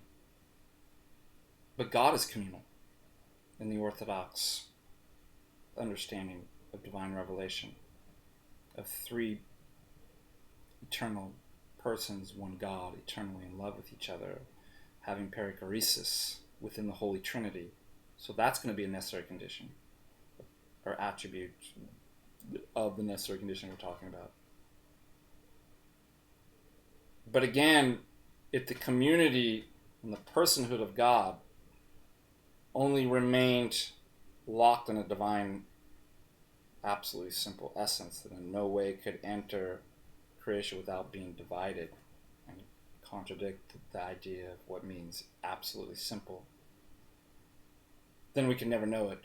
It's the necessary conditions for the possibility of knowledge, but I'll never be able to discover it, so I'm not in a position to know. So how does God mediate this? Or show how this is mediated? His divine uncreated energies that are distinct from the common essence, the ousia of God. You're not going to find that in Western theological conceptions of God. And that's also going to play out in terms also of the Eastern Orthodox understanding of free will. As Maximus points out, the distinctions between gnomic and natural will. If you don't have the right conception of free will, again, we're not going to have a paradigm that's going to be coherent to explain how that would satisfy as the necessary conditions for the possibility of knowledge. And then as we saw, it is exactly the divine uncreated energies that allows and enables the Orthodox to coherently articulate how the incarnation of whom the second person of the Holy Trinity shares equally in the divinity and essence of God is able to enter into creation and assume human nature within the divine person of the second person of the Holy Trinity, without altering his person. That can only be explicated coherently with the doctrine of the energies and the Holy Spirit, the comforter, the Spirit of truth, who illumines and solves man's epistemic predicament and reveals these truths. How did we even figure out this was the necessary conditions?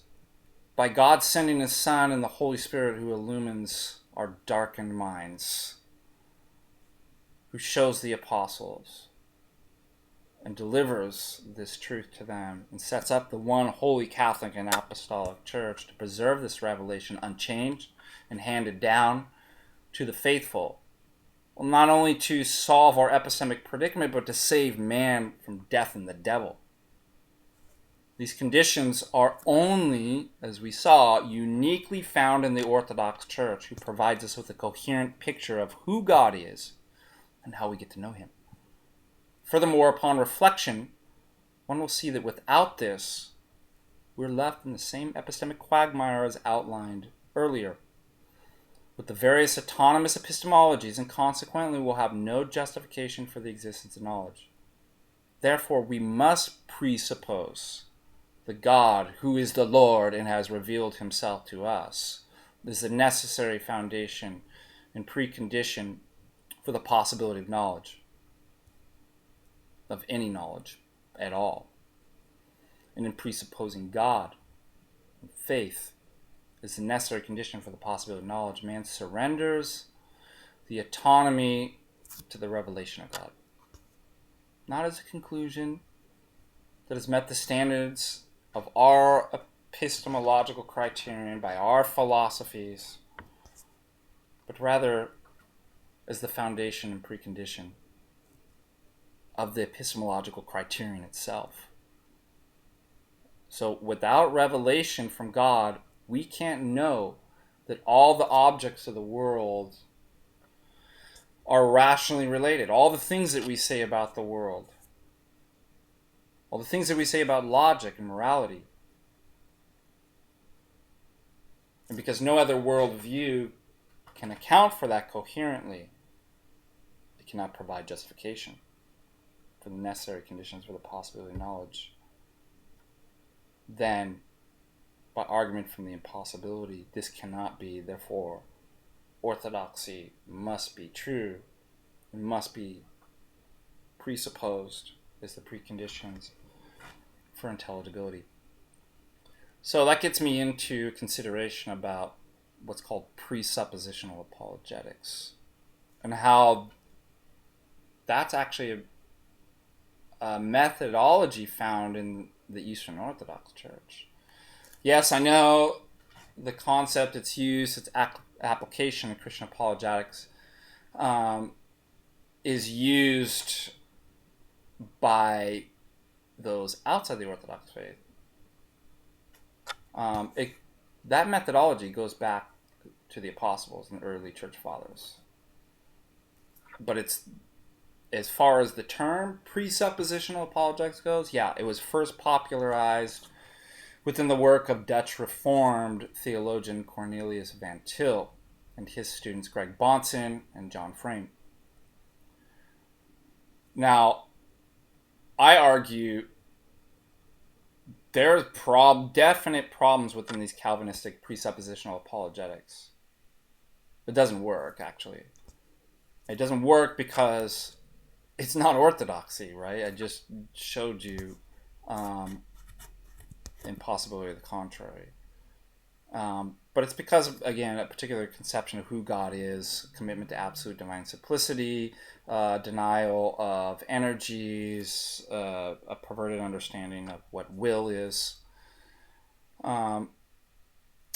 that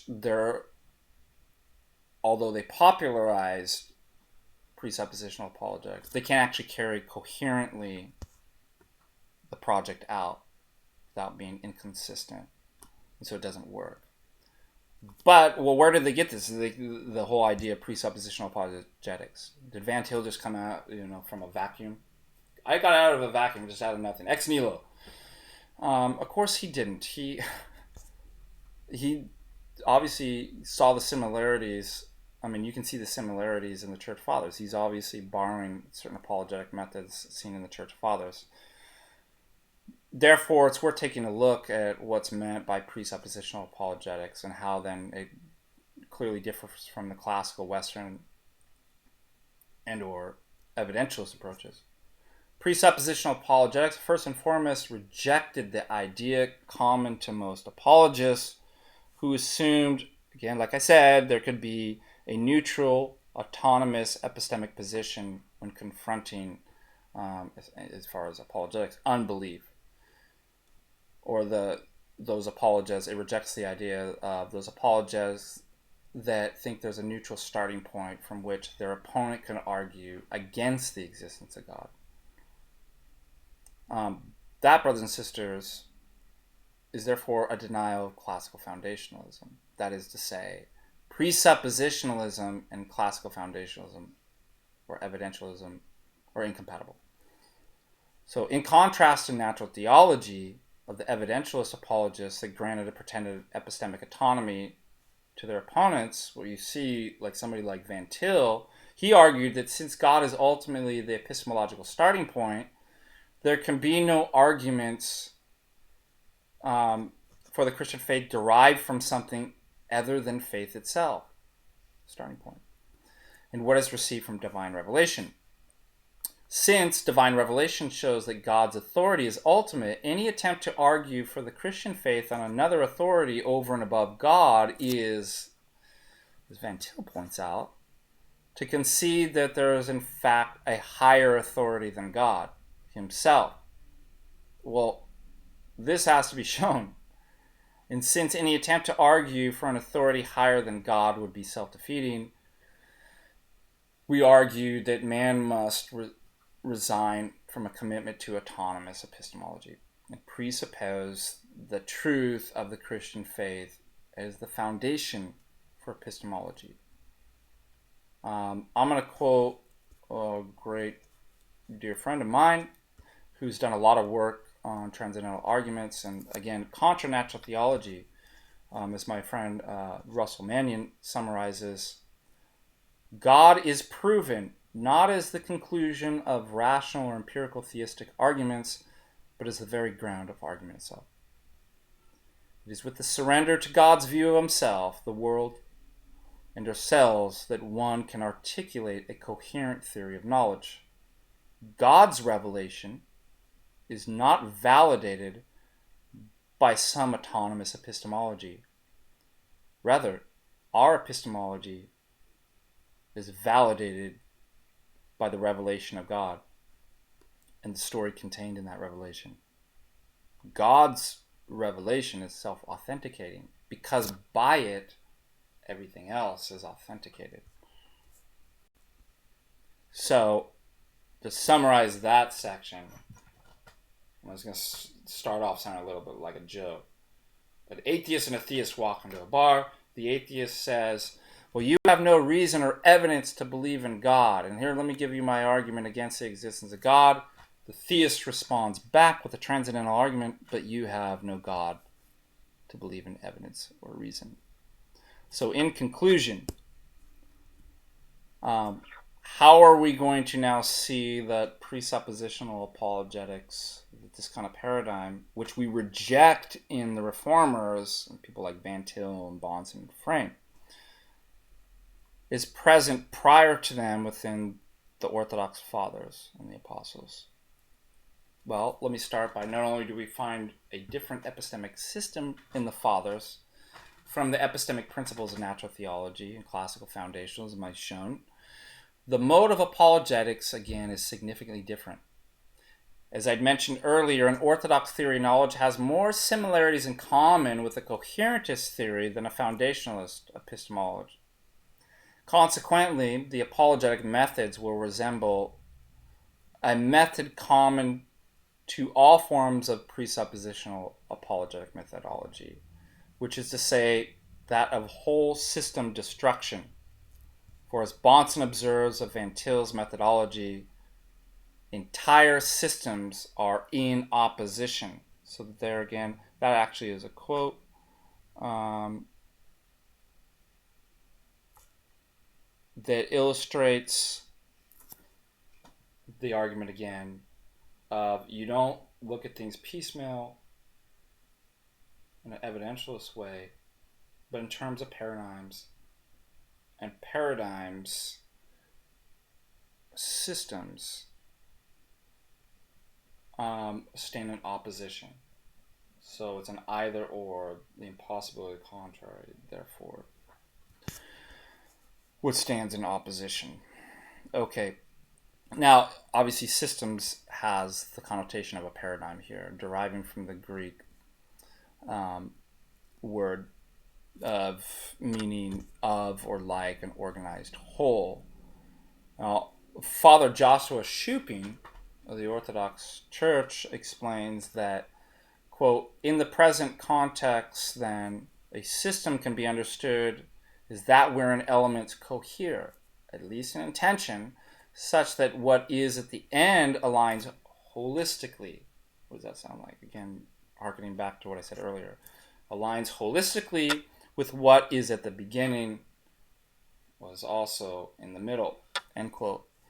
That's why Florovsky, concerning the view of the Father, states that, quote, truth was, according to St. Irenaeus, a well-grounded system, a corpus.